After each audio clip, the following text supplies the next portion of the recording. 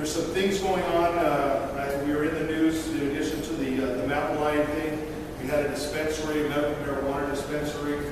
That was of interest. We actually had a delivery service up in this area. It is illegal, even if a city allows a medical marijuana dispensary, it is illegal if they deliver it. They're not allowed to do that. We had a delivery service come into our city. They're actually based in San Diego, Rialto, and they were robbed. The delivery person, because most of the time they got set up with that. At one point, the city had 18 medical marijuana dispensaries floating around. We took a very aggressive stance against them because the city is not an acceptable land use in the city of Montana. Period. End of conversation. Medical marijuana dispensaries are not allowed. So we were very aggressive with that. We had one operating in a foothill with Juniper. That's the one with complaining that we were harassing them. Interesting story about that. But that was the one that you saw in the news about a week or 2 weeks ago. They're closed out. They left business. The reason there's an interesting story is, did everybody see the story where we had a person escape from our station? The person we were looking for already escaped. We just did a security report. It's entirely human error. We just did a security report. But within about 3 or 4 hours, we identified where that person was at. He actually called up one of our professional confidential informants and asked for a ride. So we called up this confidential informant and said, "Have you heard of this guy?" Actually, I picked him up about 2 blocks from the station. He said, "Over in this motel," and such and such. It was actually fairly easy for us to resolve that. We call that a SWAT team for that. And because this person was armed and dangerous, escaped from us. The SWAT team stayed in the parking lot of this medical marijuana dispensary. 30 police cars. So they thought all this hubbub was for them. We care less about them. About 15 minutes later, the SWAT team went to this location and knocked on the door to where this guy was and said, "We have an entire SWAT team. You want to give up, or would you like us to come in and help you give up?" And he said, "I'm coming out now." It took all of about 5 minutes. So, contrary to what Channel 4 says, we weren't harassing them, we were staging ourselves. Interesting story. What else? Questions? Yes, ma'am. Okay, I understand the dispensaries are illegal. What about the people that would in their homes sell to the dispensary? Is it illegal for them to do that in their homes and make up stuff? First off, we could spend a long time talking marijuana. Marijuana is illegal under federal law. It is treated the same as heroin. It is treated the same as cocaine. It is treated the same as PCP. States cannot legalize it. Anybody that says they legalize it, even in Colorado, they can't. It's a violation of federal law, and a state cannot enact a law. How they get around it is they decriminalize it. And what they say is if we pass a law that says if you go 15 or 35, there's no fine, there's no suspension, there's no nothing. We just decriminalize it. We're not saying it's not illegal. It is still legal, correct? With medical marijuana, it says if you are using it for these reasons, there are no penalties attached. Now, if you have a doctor's recommendation, you can't call it a prescription because doctors are licensed under federal law to dispense medications. So they can't violate federal law. So the doctors give them a recommendation that they can benefit from the use of marijuana. Now, if somebody has a recommendation that they can do it, they can grow, I think it's 6 plants. They can grow up to 6 plants on their own for them. Now, there's other things as far as being a caretaker or being a cooperative. If I care for you, if I pick you up and take you to the doctor's, if you need groceries, I do that. You can assign, and you have a medical marijuana card, you can assign your right to grow those 6 plants to me as I'm your caretaker. Another way is a cooperative where a bunch of people get together and there's 10 of them that are cooperative. Between them, they can grow 60 plants. The medical marijuana dispensaries, they sell it for profit.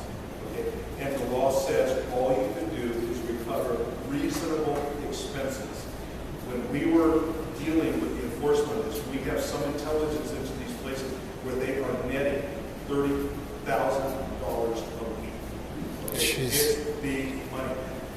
these dispensaries that pop up, folks, I hate to break them up, but they're not doing it just to help people. If they're not making big bucks, they're not. Okay? And this city has spoken, the city council members have spoken, we have an ordinance, we don't allow it, period, end of conversation. So you can't grow it if you have a garden, you can assign it to deliver certain things, but, you know, we did a house actually a couple miles from here, 400 plants. Doesn't work. Yes, sir. Yeah, I got a question.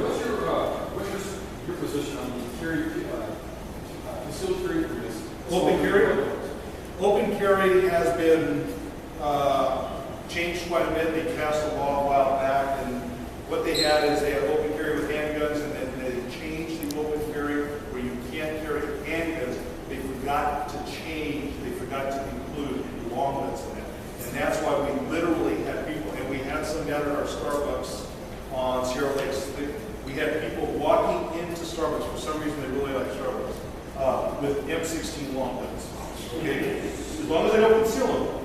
And it was, you know, the law has been changed. Open carry doesn't really exist. Yeah, but this goes in the appellate court right now. It's supposed to be one up. Sorry, it's going to the appellate court right now. It might make it legal for citizens like myself to carry. You know,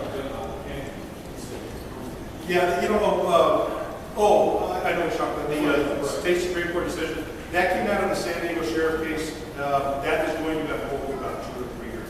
What happened is the law says for us, the way you can get a concealed weapon permit, I'm going to take one more question after this, folks, but I will be here for all of your questions after this, but I want you to hear it. The law says if you live in a city, the chief of police of that city can issue you a concealed weapon permit if there's good cause.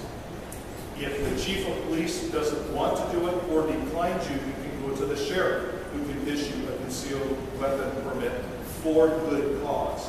In San Diego, 3 people were denied by the sheriff down there. They sued, saying by using this state law that says that you can only issue it under good cause, it's a violation of the Second Amendment. So the local court, the Ninth Circuit, believe it or not, came out and said, yes, we agree, this is a violation of the Second Amendment. As soon as that happened, you have an Orange County Sheriff and the San Diego Sheriff saying, we're not going to appeal this. Okay, we're not going to, actually the San Diego Sheriff said, I'm sorry, the Orange County Sheriff, I am going to issue concealed weapon permits right now based on this decision that you do not need good cause. You can't do that. Because until the appeal period runs on the Ninth Circuit case, the California law is still good. So the California law said, wait a second, even sheriffs and chiefs of police, you have to have good cause. Okay? Well, what happened is the day before, because, again, the San Diego Sheriff said, I'm not going to appeal it. Well, what happened was the Attorney General, on behalf of the people of the state of California, interceded into the case and filed an appeal. The United States, or I'm sorry, the full Ninth Circuit Court of Appeals granted the appeal. So that thing is entirely on hold. And I will tell you, even if the entire Ninth Circuit comes out and agrees that the good cause requirement is a violation of the Second Amendment, there's 3 other districts in this country that have upheld good cause. The United States Supreme Court will interview. If districts disagree, that's when the United States Supreme Court. So the Ninth Circuit is probably going to take care of about 9 months to a year for them to consider that. And I'm going to tell you right now, if they agree with the lower court that you can't have a good cause agreement, the United States Supreme Court is going to jump in and say, wait a second, we're going to take a look at this. Because 3 other districts have already said that good cause is not a violation of the Second Amendment. And the Ninth Circuit Court is the most reverse court in the entire country. 90% of their decisions, 9 out of 10 decisions that they make that go before the U.S. Supreme Court get worse. They get it wrong. Okay, so this, what you read in the paper recently, the LA Times had a big article. It's going to be years before that gets decided. And right now, California law says yes. One more question, yes, ma'am. Are we having any issues with home break-ins in like hundreds or try to make in or not really too much of an issue here? Not that normally, okay, but to say there's none, I'm not going to say it. So I will say citywide, yes. I'm not trying to be a fear-monger, but here's the most common thing is most of the burglaries are daytime. The most common thing is they knock on the door to see if somebody's home. If you answer the door, they say, is Harold here? my bad, sorry, I'm going to go home with you, okay? They just moved on. Now, a lot of times we have a lot of ladies that are home by themselves, who there's a knock on the door, what does the husband say? Don't answer the door. And then about 2 minutes later, you hear a lock going through your back window and stuff. Some advice for you, ladies, if you live by yourself, if you're home alone and stuff like that, if you hear a knock at the door, answer it through the door. Can I help you? Yeah, we're looking for Harold. Harold doesn't live here. Thank you very much, but that's the end of it. You can't call us, because that's usually how they go on. A citizen told me last time we were talking, this was a big deal. She goes, I went down to Goodwill, and I got the biggest, ugliest pair of construction boots I could find, and I put them on the front door. I'm serious. Great idea. I wish I would have thought of it. Okay, but what happens if you're construction working and you come home? When you take your shoes off, you see size 14 water skis sitting on the front porch. I don't know about you folks, but if I'm a burglar, I'm going someplace else. Okay? I like dogs. I like big dogs. That works very effective too. But folks, if you're home and you hear the knock on the door and it's someone you don't recognize, answer it somehow. Because most of the time, what that is they're trying to find out if somebody's home. Okay? Thank you very much for being here. I love talking to you. I will be here till the last person leaves. Everybody should have my business card. So if you came in late, shame on you. Show up on time next time. But if you didn't get a business card, let me know. I'll come up and get one. Okay? Thank you very much.